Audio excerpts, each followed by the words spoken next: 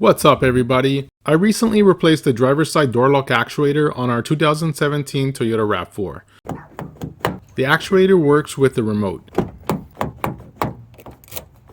but now the door doesn't work with the key. I will show you how I fixed this problem by removing the door lock cylinder. On the side of the door, you'll find this plug near the door handle. Pry it out.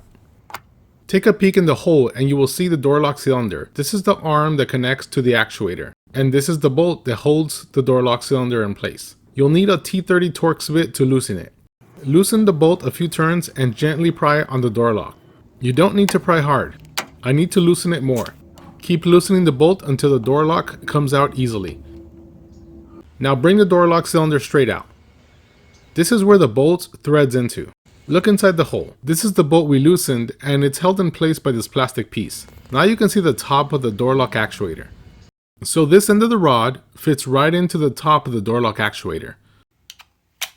This is the actuator, the rod goes in here, and when you turn the key, it turns this.